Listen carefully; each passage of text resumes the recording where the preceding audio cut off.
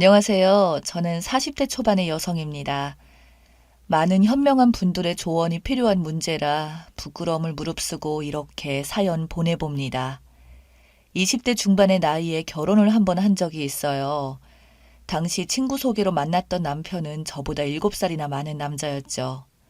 남편은 사업을 한다며 좋은 차를 타고 다니고 좋은 곳에 데려갔던 것에 어린 마음에 홀랑 넘어간 것도 있지만 남편은 대체적으로 주변 사람들에게 평도 좋았고 멋진 남자였습니다. 30대 초반의 나이라고는 믿기지 않을 만큼 제 또래처럼 젊어 보이기도 했고 평소 자기 관리를 잘해서 그런지 뱃살 하나 없는 탄탄한 몸을 가진 남자였어요.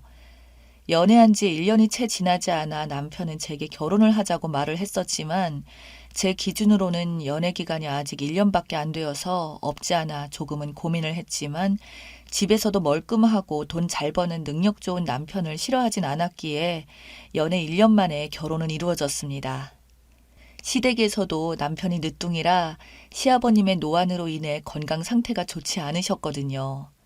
그래서 돌아가시기 전에 저희 결혼하는 건 꼭 보고 싶다고 하셔서 더 서두른 감은 없지 않아 있었습니다. 그래서 제가 대학 졸업과 동시에 기다렸다는 듯이 결혼을 하게 되었습니다. 결혼하고 나자 남편은 저에게 직장을 다니지 말라며 자기 혼자서도 저 하나 먹여 살릴 자신도 있고 어차피 직장은 취업한다고 해도 당신이 임신하는 순간 직장을 쉽게 다니기가 어렵지 않겠냐며 조언하듯이 설득했습니다.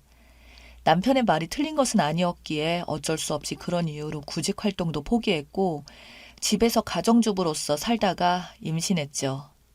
그 뒤로는 여느 전업주부처럼 아이를 돌보며 남편을 내조하며 살기 시작했어요.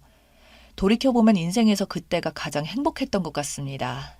남편은 항상 새벽 5시 반만 되면 아침 일찍 기상하여 집안에서 가볍게 운동을 하고 나갔고 아이가 생기기 전에는 저랑 같이 헬스장을 다니다가 아이가 생긴 이후부터는 집안에서 간단한 운동 기구들을 구매하고는 요가와 운동을 항상 같이 했었죠. 제가 남편에게 그래서 힘들지 않냐고 물으면 사업이라는 게 만만치가 않아서 저랑 아들 먹여 살리려면 체력이 일단 튼튼하게 받쳐줘야 한다면서 꾸준히 매일매일 노력만 하고 사는 남편이 저는 너무 좋았습니다. 집에서는 아이에게 자상한 남자이면서도 항상 자신을 관리하며 가정을 위해 노력하는 남자였으니까요. 그렇게 7년 동안 무탈하게 잘 살았어요. 저희 부부는 첫째를 낳고 3년 뒤 둘째 아이도 가지게 되었고 남편 벌이도 자리를 잡아 모든 게 완벽했었는데 어느 날부터인가 남편의 생활 패턴이 깨지기 시작하더군요. 매일같이 항상 정해진 시간에 들어오던 남편이 점점 일 문제로 거래처 사장을 만난다는 이유로 새벽이 지나서야 들어오게 되었고 그러다 보니 새벽 5시 반에 일어나던 생활 패턴들도 모두 깨지게 되더군요. 이전에도 한 번씩은 거래처 사장들이랑 한잔 했다며 한두 달에 한 번 정도 술을 먹고 늦은 적이 있었지만 점점 날이 갈수록 남편이 술 먹고 늦는다는 말을 하며 늦게 들어오기 시작하는데 어떤 날은 아예 집에 안 들어오는 날도 생겼죠. 그렇게 되다 보니 제 입장에서는 너무나도 남편이 걱정되었고 남편에게 수시로 전화를 하면 안 받다가도 겨우 전화 받아서 말하기를 술 먹고 차 안에서 깜빡 잠이 들었다며 미안하다는 말만 하더니 나중에는 짜증까지 내기 시작하더군요. 너가 바깥일에 대해서 뭘 아냐고 자기가 얼마나 힘들게 돈을 버는데라며 비아냥거리는 남편은 제가 여태까지 알던 그 남자가 아니었습니다. 그러다 보니 저희 결혼 생활이 제대로 유지될 리가 있나요? 그 뒤로는 어느새부터인가 서로가 대화도 잘 안 하게 되었고 그럴 무렵 어느 날 남편이 저를 밖으로 따로 불러내더군요. 그렇게 저는 남편이 만나자고 말한 집 근처 커피숍에 들어가자 남편은 웬 여자와 같이 앉아 있었습니다. 멀리서 봐도 저보다 나이가 어려 보이고 이뻐 보였던 그 여자와 남편이 함께 있는 모습에 저는 순간 다리에 힘이 풀려 제가 바닥에 널브러지자 남편은 저에게 싸늘한 눈길로 쪽팔리니까 그러지 말고 빨리 앉으라며 재촉을 하더군요. 예전 같았으면 무슨 일이냐고 한 걸음에 불이 나게 달려와 부축해줄 남자가 그러니까 저도 모르게 눈물이 절로 흘렀습니다. 제가 몸을 가누며 그 자리에 앉자 남편은 저에게 말하기를 보다시피 난 너한테 이제 너무 질렸고 진정으로 사랑하는 여자가 생겼다고 말을 하더군요. 저보다도 한참이나 어려 보이던 그 여자. 저는 남편에게 저 여자는 도대체 몇 살이냐고 묻자 남편보다 13살이 어린 여자였습니다. 결혼 전 제 나이의 여자와 만나고 있던 남편을 보니 마치 제가 나이를 먹어서 버린 것만 같더군요. 남편은 저에게 이제 자기를 좀 놓아달라며 지금 살고 있는 집도 당신한테 줄 테니까 앞으로 대신 양육비니 뭐니 하면서 귀찮게 하지 말라던 남편에게 저는 무작정 매달렸습니다. 내가 잘못했다고, 더욱 내조 잘하는 아내가 되도록 노력해보겠다고, 우리 애들 절대 아빠 없는 아이로 키우고 싶지 않다고 말해도 남편은 들은 척도 안 하더군요. 지금 와서 다시 생각해보면 그날 뺨이라도 한 대 때릴 수 있었는데 평생을 일 한번 해보지 않고 살았던 여자가 아이 둘만 남겨진 채로 버려진다는 생각이 드니까 그저 남편을 어떻게든 잡아야 된다는 생각만 했었던 것 같습니다.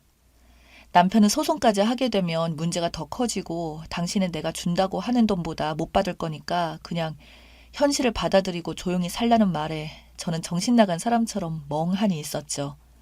그 뒤로 그런 저를 대신해서 저희 부모님이 대신 싸워도 보고 했지만 법적으로 붙어봐야 남편을 구속할 힘도 돈을 더 받을 힘도 없었습니다. 그저 남편이 이만큼이나 주는 것도 이례적인 일이라고 말하더군요. 그렇게 남편은 저와 아들 둘을 버리고 집을 나갔고 차후에 들리는 소문으로는 회사까지 정리를 하고 상간녀와 같이 사라진 걸로 알고 있어요. 그때부터 남편을 저는 원망할 시간도 없이 일을 했습니다. 그래도 제가 대학을 졸업하면서 취득한 자격증들이 있어서 경력은 없었지만 남 밑에서 3년 정도 보조로 일하며 기반을 닦았습니다. 그동안 정말 힘이 들었습니다. 여자이고 경력도 없다고 무시당하면서 제가 성과 낸 것에 비해 10분의 1도 돈을 제대로 주지 않았었거든요. 하지만 악덕 사장은 오히려 저에게 나이 먹은 아줌마 채용해주는 데가 어디 그리 많은 줄 아냐며 처음 당시에는 진짜 취업하기가 너무 힘들었기에 어쩔 수 없이 그런 부조리함도 참고 견뎠는데 퇴사할 때는 노동청에 신고도 하고 참 긴 싸움들이 있었죠.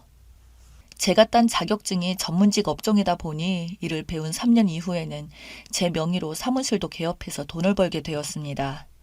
그렇다고 해도 드라마같이 엄청난 돈을 벌지는 못했지만 저희 두 아들 밥 굶지 않고 살기는 할 수 있었죠.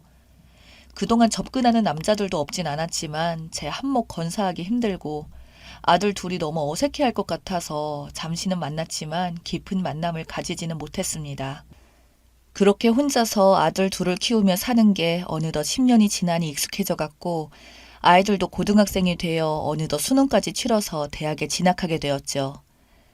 그래도 남부럽지 않았던 것은 저희 아들 둘 다 홀엄마 밑에서 크면서 나쁜 길로 나가지 않고 공부도 열심히 해서 서울 소재 인기도 높은 대학교에 진학까지 하게 되었습니다. 남들처럼 수백씩 써가면서 과외 한번 해줄 수도 없었고 오로지 제가 일에 찌들어 사느라고 어릴 때부터 신경 많이 못 써줬는데 그럼에도 불구하고 두 아들들이 엄마 힘든 거 나중에 호강시켜 드리겠다며 독하게 공부하더니 명문대학 합격증을 들고 온 큰아들, 둘째 아들 역시 의사가 꿈이라던 고등학생이던 무렵 남편과 헤어진 지 14년 만에 남편이 저를 갑자기 찾아왔습니다. 어느 날 사무실에 손님인 줄 알고 찾아왔던 한 남자가 바로 전 남편이었던 거죠. 처음에 저는 못 알아봤습니다. 항상 깔끔하게 정장을 차려입고 다니던 그 남자는 어디 노숙자 마냥 다 낡은 추리닝에 공장 작업복 같은 잠바를 걸치고 나타나서는 저에게 그동안 잘 있었냐고 묻는데 당연히 처음에 못 알아볼 수밖에요. 그런데 초면에 저와 엄청 친한 사람처럼 말하는 그 말투에 제가 자세히 들여다보고는 순간 입이 벌어졌죠. 저는 남편에게 분노하며 말하기를 우리 이렇게 다시 만난 지 얼마나 되었는지 생각해보니 횟수로는 14년이나 되었는데 왜 날 찾아왔냐며 상간녀가 또 나이 먹고 아줌마 나이쯤 되니까 나처럼 질려서 버렸냐고 제가 매섭게 말을 하니 남편은 실은 주고 싶은 게 있다며 슬프게 웃더군요. 그러면서 저에게 내민 통장에는 무려 3억이라는 돈이 찍혀 있었습니다. 저는 너무 당황스럽기도 하고 어이없어서 이게 도대체 뭐냐고 말을 하니 남편은 힘들게 입을 열더군요.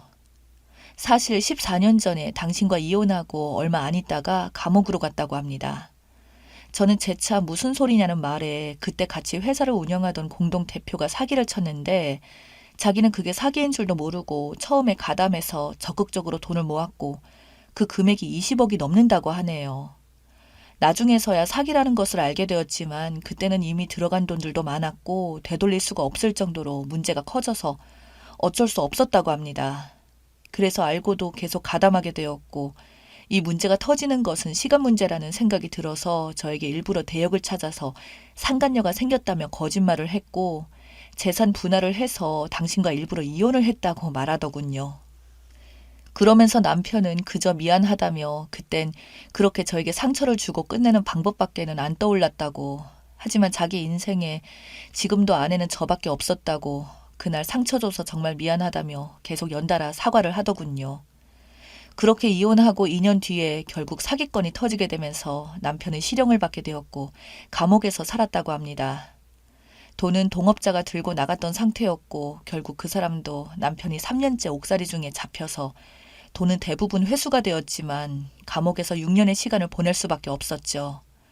그래도 모범수로 마치고 나와서는 그때 차마 저희에게 돌아갈 수 없었다고 합니다.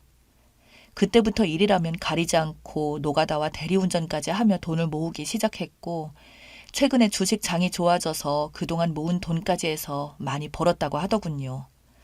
저는 남편의 사정을 듣고 말하기를 그래서 이 돈을 왜 나한테 주냐고, 이러면 당신이 용서될 것 같냐고, 사기치다 감옥이나 간 주제에 지금 나에게 용서를 바라는 것이냐고 하니까 남편은 저에게 말하기를 그건 아니고 그저 당신 혼자서 힘들게 아이 둘이나 키웠고 이제 둘 다 대학생이 다 되어가니 그만큼 등록금이나 생활비도 더 많이 들지 않겠냐며 그동안 정말 혼자 키운다고 얼추 들어간 돈이 이 정도는 될 것 같아서 들고 온 거라고 하더군요.